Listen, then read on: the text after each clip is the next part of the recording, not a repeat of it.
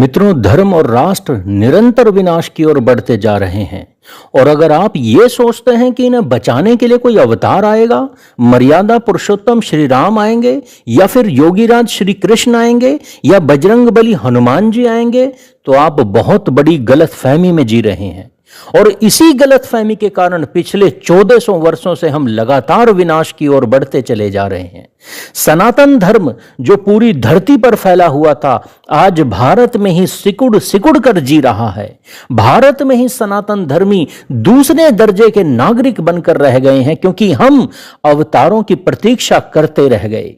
बाबाओं ने काल्पनिक कहानियां सुना सुनाकर यह झूठा भरोसा दिला दिया कि वह परमात्मा प्रहलाद की रक्षा करने भी तो आया था, नरसिंह का रूप लेकर आया था, खंबा फोड़ कर आया था, तो हमारी भी रक्षा करने आएगा। अरे वह तो हाथी की भी रक्षा करने आया था, इसलिए हमारी भी रक्षा करने आएगा।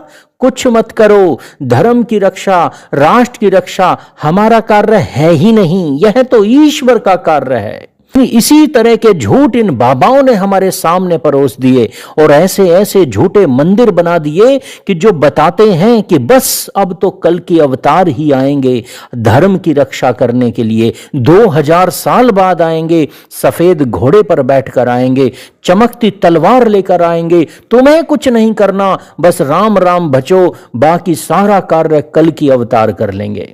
मित्रों, इस भ्रम से बाहर निकलिए। धर्म की रक्षा करने का कार्य मनुष्य का है, ईश्वर का नहीं है।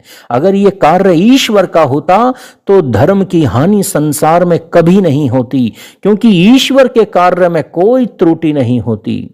ईश्वर कभी अपने कार्य को करना बंद नहीं करता। ईश्वर का कार्य सृष्टि का संचालन है। ईश्वर का कार्य ब्रह्मांड की छोटी से छोटी व बड़े से बड़ी वस्तुओं को गतिमान बनाकर रखना है। जब मनुष्य कोई कार्य करता है तो उस कार्य के फल का निर्माण करना परमात्मा का कार्य है। धर्म की रक्षा करना, राष्ट्र की रक्षा करना, यह हमारा कार्य था, हमने छोड़ दिया तो गुलामी का फल हमें मिलना ही था।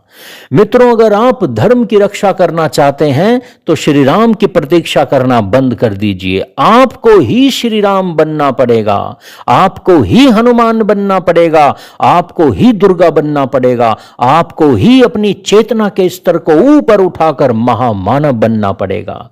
याद रखना, जो धर्म की रक्षा करेगा, धर्म उसी की रक्षा करेगा। आज उत्तर प्रदेश में योगी जी बुलडोजर क्रांति कर रहे हैं। कल अगर वह नहीं रहे संसार में तो इस बुलडोजर क्रांति को करवाने के लिए क्या आप उनके पुनर्जन्म की प्रतीक्षा करोगे? नहीं, यह विवेक नहीं, यह बुद्धि नहीं, बल्कि आपको अगला योगी बनना पड़ेगा।